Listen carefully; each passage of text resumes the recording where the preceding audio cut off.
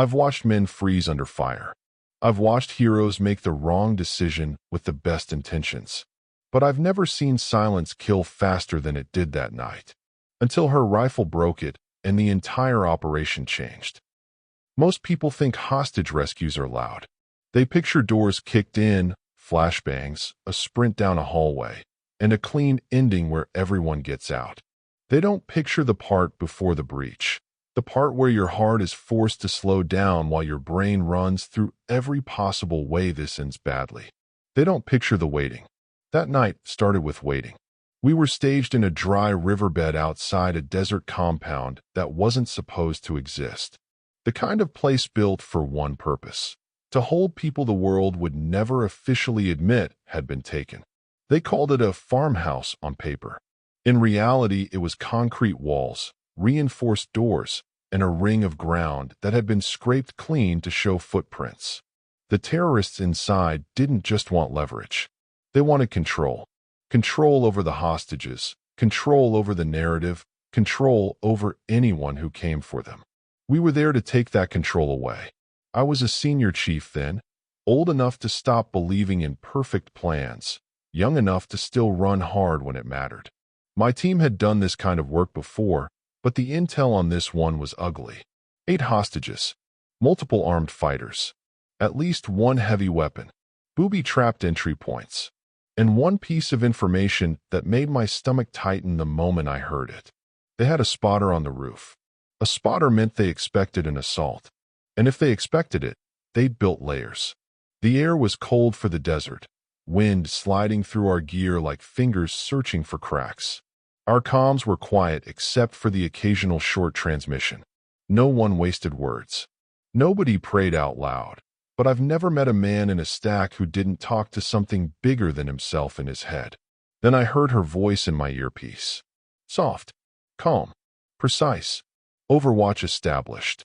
The first time you hear a sniper call in like that on a hostage job, your whole spine reacts. Because a sniper isn't just cover. A sniper is control from a distance. And on hostage rescue, control is oxygen. Wraith, our team leader, Lieutenant Hale, answered. Confirm eyes. Eyes on compound, she replied.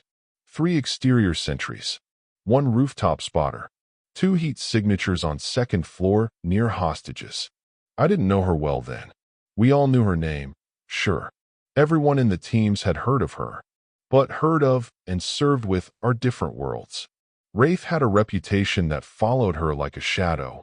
Young, brilliant, quiet, and lethal in ways that made grown men shut up when she walked into a room. Some people called her legendary. I hated that word. Legendary turns a person into a story, and stories make people forget the cost. But I understood why they said it. Because on operations like this, you usually had 2 options, speed or precision. Wraith was both. She was also the youngest sniper I'd ever trusted with my life. And that trust wasn't given easily. The first time I saw her in person was earlier that day during the final brief. She walked in wearing tan gear and a face that looked too calm to belong in a room full of men who knew they might not come back. She wasn't flashy. No jewelry. No swagger. Just eyes that made you feel like she could see your next mistake before you made it. Someone on the team, new guy, had muttered, "She's just a kid." I didn't correct him then. Not because I agreed. Because I wanted him to see for himself. We waited for the final signal. The hostage rescue plan hinged on timing. The terrorists had routines, shifts at the doors, patrol loops, a brief gap when the rooftop spotter stepped away to smoke. We needed that gap. Wraith watched it for us. "Spotter's moving," she said quietly. "He's stepping off the roof. 2 minutes." Lieutenant Hale looked down the line of operators crouched in the riverbed. His face was calm, but his eyes carried weight. 2 minutes, he repeated. We checked gear. Checked each other. Hands on shoulders. A nod here. A squeeze there. The language of men who've been in the dark together before. I remember thinking, not for the first time, that the quiet before entry always felt like the world holding its breath. Then Wraith spoke again. "Target window," she said. 30 seconds. Hale raised his fist. We moved. The assault element flowed out of the riverbed and into the scrub, staying low, using the terrain like a second skin. No one spoke. Boots made no sound. You could feel the operation tightening into a single point of intent. We reached the outer wall, a tall chain-link fence reinforced with metal sheets at the bottom. Someone cut it clean. Someone else slid through. My heart was hammering, but my hands were steady. That's what training does. It doesn't remove fear. It gives you something stronger than fear. We stacked near the main door. That's when Wraith's voice turned sharper. Movement on roof. Hale froze. What kind of movement? He whispered. Wraith paused. Half a heartbeat, just long enough to make my stomach drop. The spotter's back early, she said. And he's not alone. My mouth went dry. That wasn't routine. That was reaction. They'd changed the schedule, which meant they might have seen us. Or they'd been tipped. Or, I didn't finish the thought, because finishing thoughts like that is how panic finds cracks. Hale's voice stayed controlled. Can you take them? Another pause. Wraith answered, calm as gravity. Yes. And then, the first shot. A single crack that cut the night open like a zipper. We didn't see the rooftop. Not from our angle. But we heard the impact. A body hitting metal, a sudden shout, then another crack. 2 shots. 2 drops. And the roof went quiet again. Roof clear, Wraith said. Proceed. The words did something to us. They didn't make us fearless. They made us possible again. Hale signaled. The breacher moved. Charges placed. A flash of light. A pressure wave. The door buckled. And the compound answered with gunfire. The door didn't just open. It gave up. The breaching charge punched the lock and hinge line inward with a brutal, controlled violence. Dust and splinters of concrete burst into the entryway. Heat rolled out like the building had been holding its breath for years. We flooded in. That's the only word for it. Flooded. A stack of men moving as one body. Each of us a piece of the same machine. Weapons up. Eyes scanning. Corners cleared in perfect, practiced slices. The world narrowed to angles and thresholds. The first hallway was tight. Concrete walls. No windows. A single hanging bulb flickering like it didn't want to be involved. The air smelled of stale sweat and fuel. We moved fast, but not reckless. Hostage jobs punish speed the way open combat punishes hesitation. One wrong round. One wrong silhouette. And the mission becomes something you can never undo. Lieutenant Hale led the stack. I was second. Doc behind me. 2 more operators behind him. The rear element covered the breach point. The terrorists were ready. The first burst of automatic fire came from the left doorway. 2 rounds ripped into the wall inches from Hale's shoulder, sending chips of concrete into his cheek. Hale didn't flinch. He slammed a flash into the doorway with his offhand and rolled away from the frame. White light detonated. The room screamed. We hit it. 2 targets inside, one standing, one crouched. The standing one fired blindly, eyes blown out by the flash.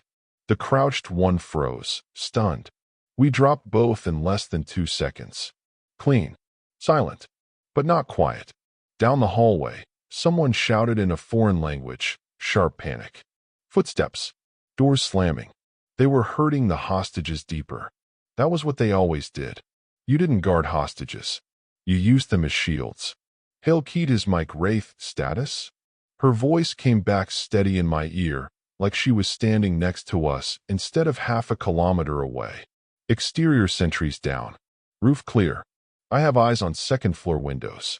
2 armed moving left to right. Copy, Hale said. We're pushing interior. I felt my pulse in my throat. Not fear. Focus. The deeper you went, the fewer exits you had. We took the stairs. Narrow, steep, concrete steps worn smooth. It felt like climbing into a throat. Halfway up, Hale held his fist. We froze. From above, muffled. A child's voice. Not screaming. Whimpering. A sound so small it barely registered, and yet it hit harder than gunfire. I've heard a lot in war. But that sound can break men. It did something worse. It made them move faster than they should. One of the newer guys in the stack, call sign Frost, shifted forward impatiently. Not a huge motion, just a lean. His boot scraped the stair. A metallic click answered. My stomach dropped. Tripwire. Hale snapped his arm out, stopping the line. But the trap had already been triggered. The stairwell erupted. Not a massive explosion. Fragmentation charge meant to stun and shred, not collapse. Shards of metal tore through the air. The blast slammed into my chest like a hammer. The world went white. When my vision returned, I saw blood. Frost was down. Not dead, but hurt bad. Shrapnel in his thigh and side. Breathing ragged. Doc dropped instantly, hands already working, voice calm. Tourniquet, now, he barked. Hale's face was stone. His eyes flicked up the stairs, then back down. Move him back, Hale ordered. We can't stack on a trap. The child's whimper came again from upstairs. That sound was a hook. It was designed to pull you forward. I understood then what we were dealing with. These weren't amateurs. They were deliberate. They were building a narrative. Rush, panic, mistake, hostage dies, you lose. Rate's voice came through comms again, sharper this time. Two armed are repositioning to second floor interior window. They're watching the stairwell. Hale exhaled slowly. Can you take the window? Negative, Wraith replied. Hostage heat signatures near that room. Too tight. That was the difference between a sniper and a murderer. A murderer shoots. A sniper chooses not to shoot when it matters more. Hale looked at me. I already knew what he was thinking. We needed a different entry. Now. And we needed it before the terrorists executed a hostage to force our hand. We backed down the stairs with Frost, dragging him behind cover. Doc kept pressure, voice steady, eyes hard. You're good, Doc told Frost. You're staying with me. Frost's eyes were wild. The kid. Stay alive, Doc snapped. Then you can worry. Hale keyed his mic to Wraith. Need another route. Wraith's reply came instantly. I have one. North side window. Second floor. No hostage heat near that frame. Hale's jaw tightened. Why didn't you call it earlier? Because you didn't need it earlier, she said. You do now? I remember thinking then. This is what made her different. She wasn't reacting. She was watching the whole board. Hale signaled. We moved. Back down the hallway, past the first dead targets. Outside the building, we slipped into a narrow alley under cover of smoke and darkness. Someone established security while the breacher set charges on the designated window. A controlled pop. The window blew inward. And suddenly we were climbing into the second floor like thieves. Inside, everything was darker. The air was thicker, smelled like sweat and fear. The corridor here was narrow, with doors on either side. From behind one of them, the child's whimper came again. Closer now. I felt my teeth tighten. Hale signaled, slow. We moved in silent increments. One door. Two. Three. Then we saw the hostage room. A heavy metal door reinforced from the inside. They'd welded plates over the hinges. Classic. Make rescue impossible without noise. A voice behind the door shouted something. Then a slap. A cry. Hale's face didn't change. But I saw his eyes. Steel. He signaled. Breach. The breacher shook his head. Too risky, too loud. Hale didn't argue. He looked at me, then at the corridor. Wraith, he whispered. How many inside? A pause. Wraith's voice softened. Rare for her. For hostages. 3 armed. 1 armed has a weapon on the child. My stomach dropped. That was the nightmare configuration. 1 gunman using a hostage as a trigger. You breach wrong, the kid dies. Hale breathed once, slow. Then he said quietly, we need a distraction. Before I could ask, Wraith spoke again. I can create one, she said. How? Trust me, she replied. I hated those words in war. But I trusted her anyway. Then something happened that I will never forget. In the room beyond the door, a gunman shouted. His voice was harsh, angry. Then he went quiet mid-sentence. Silence. Not the normal pause. The kind of silence that means someone has realized something is wrong, but hasn't found the reason yet. Wraith's voice came through, low and immediate. Window. Far side. I just took the guard watching the corridor. My breath caught. She had killed a man we didn't even know existed. And she'd done it without touching the hostage room. That single shot changed the math. Inside, the terrorists shifted. Footsteps moved away from the door. A gunman barked orders. The weapon on the child moved, just slightly. Just enough. Hale's eyes snapped to the breacher. Now, Hale whispered. The breacher placed the charge. A flash of light. A thump. The door blew inward. And we hit the room like a storm. The room exploded inward. Light. Dust. Motion. We moved through the breach with controlled violence. Rifles tracking, bodies flowing to pre-assigned arcs. Training took over. There was no thinking, only recognition. 3 armed men. 1 child. 2 adults on their knees. A woman clutching another hostage, her hands shaking so badly I thought she might collapse before we reached her. The gunman with the child had his arm wrapped around the kid's chest, barrel pressed just under the chin. His finger was already tightening. This was the moment every operator dreads. Too close. Too fast. No clean angle. I remember thinking, this is where we lose someone. Hill saw it too. Hold. He snapped. Half a second, just enough to keep someone from firing reflexively. The gunman screamed something. Rage, panic, triumph all mixed together. His grip tightened. The child sobbed, frozen. Time stretched. And then, the window behind the gunman shattered. Not outward. Inward. Glass sprayed across the room like a sudden storm. The gunman flinched. Just a fraction, just enough. And in that microscopic slice of time, a single round entered the room from an angle none of us had. The bullet didn't hit the gunman's head. Didn't hit his chest. It hit the shoulder joint. Clean, surgical, precise, destroying the muscle and severing control without killing him outright. The gun flew from his hand. The child dropped. Alive. The gunman screamed and collapsed. The room froze for exactly 1 heartbeat. Then we moved. 2 terrorists went down instantly. No hesitation, no mercy. The third tried to run, grabbing one of the adult hostages. He didn't make it 3 steps. The room fell silent except for crying. Breathing. Life. I turned toward the shattered window. I didn't need to ask. I knew. Wraith. Hale said quietly into the mic, voice tight. Confirm. Her reply came calm, almost gentle. Child clear, she said. Hostage alive. I don't remember sitting down, but I remember being on one knee, one hand on the floor, feeling something I hadn't felt in years. Relief so sharp it hurt. The kid ran straight into Hale's arms. The adults followed, shaking, sobbing, clinging to anything solid. Doc moved fast, checking wounds, murmuring reassurance like a mantra. I looked back at the wounded gunman. Alive. That mattered too, because alive meant answers. The exfil wasn't clean. It never is. Once the room went quiet, the compound erupted. Remaining terrorists realized something had gone wrong. Shots rang out from outside. A vehicle engine roared to life. They're running, someone called. Hale didn't hesitate. Wraith, targets moving, south exit. I see them, she replied. 3 armed. Take them if you can, Hale said. I already am. 3 shots echoed through the night. Not rapid fire, not panic. Measured. Controlled. 1, 2, 3.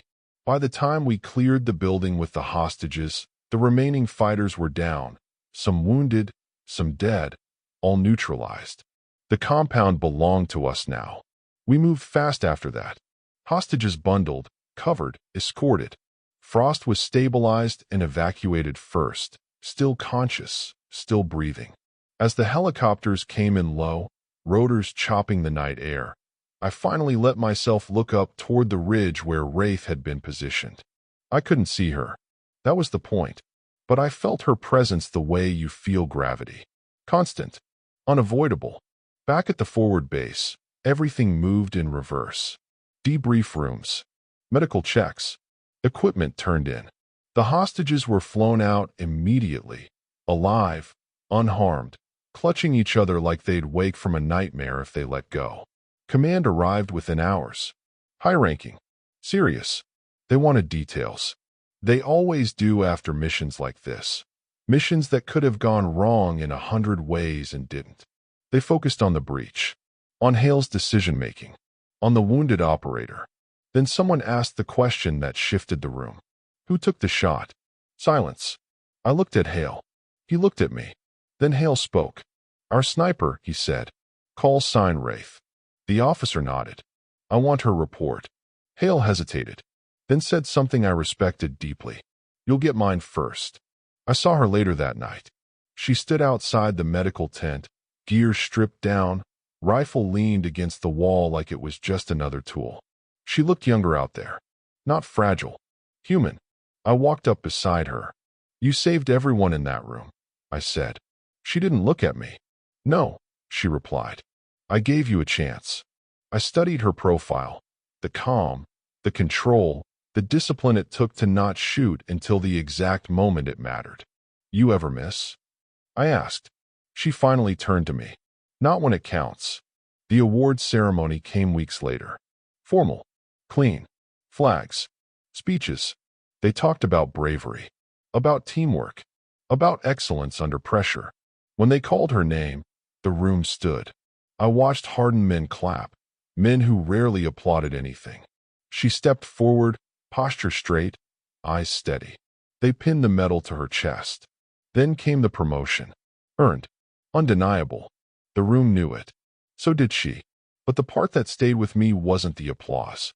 It was what she said afterward, quietly, when no one was listening. I didn't do this for recognition, she told Hale. He nodded. I know. I did it so the next team wouldn't hesitate, she added. That's when I understood something. Some warriors fight enemies. Others fight moments. She fought the moment where fear tries to decide for you. And she won. I've been on many missions since. I've seen good operators. Great ones. But when people ask me about the best shot I ever witnessed, I don't talk about distance or difficulty. I talk about restraint. I talk about a young sniper who waited when everyone else wanted to move and fired the one round that opened the door to freedom. They flew the hostages out before sunrise. I watched the helicopter lift off from the edge of the landing zone, rotors kicking sand into the air, the desert swallowing the noise almost as soon as it was born. Inside that bird were 8 people who had gone to sleep believing they would never see daylight again. Now they were alive. That was the part civilians rarely understood. Missions didn't end when the last shot was fired. They ended when the people you came for were far enough away that the war couldn't reach them anymore. Only then did the weight start to settle. The debriefs lasted days. Rooms with bad coffee and worse lighting. Questions asked in 10 different ways by people trying to understand how close they'd come to explaining failure instead of success. They asked about timing, about angles, about the breach. Eventually, every road led back to the same moment. The shot. Why didn't you take the head? One officer asked, leaning forward like he was interrogating the universe itself. Wraith answered calmly. Because the child was moving. Silence followed. She explained it clinically. Shoulder joint destruction. Muscle failure. Weapon separation. Margin for error measured in millimeters. She didn't explain the rest. She didn't talk about the weight of the decision. The way your body screams now while your mind forces you to wait one breath longer. Some things can't be taught. They have to be earned. I was there when the report came back from intelligence. The wounded gunman talked. He talked because he was alive. He gave names, routes, safe houses, networks. That single decision, to disable instead of kill, collapsed a cell that had been operating for years. More lives saved. Not with another mission, but with information. That's when command stopped asking questions and started nodding. The promotion didn't surprise anyone who mattered. Neither did the medal. But what stayed with me wasn't the ceremony. It was what happened after, when the noise died down and the base returned to routine. I found her cleaning her rifle late one night, hands moving with familiar precision. You know they'll call this legendary, I said. She didn't look up. They always do. And you hate that. Yes. I leaned against the table. Why? She finally met my eyes. Because legends make people forget that someone almost died. she said. And forgetting is dangerous. That answer told me everything. Years have passed since that night. I've retired now. Bad knees. Worse back. A head full of memories that don't wait for permission. People ask me what made that operation different. Was it the planning? The training? The equipment? I tell them no. It was trust. Trust in a young sniper who understood that heroism isn't about how fast you pull the trigger, but about knowing when not to. I still hear her voice sometimes, calm and steady in my head. Child clear. Those two words mean more to me than any medal I ever wore. Because that night, in a concrete room in the desert, she didn't just save hostages. She reminded a room full of killers why we were there in the first place. I visited one of the hostages years later. Didn't tell him who I was. Just sat across from him in a small cafe while he talked about his kids, his work, the ordinary miracles of a life that almost didn't continue. At one point he said, "I don't remember the faces. Just the sound." "What sound?" I asked. "Glass breaking," he said. And then everything changed. I nodded. I knew exactly what he meant. If you ever hear someone say war is only about destruction, they've never seen it done right. Sometimes, war is about precision. Sometimes, it's about restraint. And sometimes, it's about a single round fired by someone who understands that honor isn't loud. It's exact. That's the story I tell when people ask me about the best shot I've ever seen. Not because it was impossible, but because it was necessary. And because the person who took it never needed the world to know her name. She just needed to make sure a child lived long enough to forget the sound of gunfire. If you enjoyed this story, subscribe to Epic Recon Stories. Here we tell the missions that never made the headlines, the decisions made in silence, and the people who carried them. More stories are coming soon.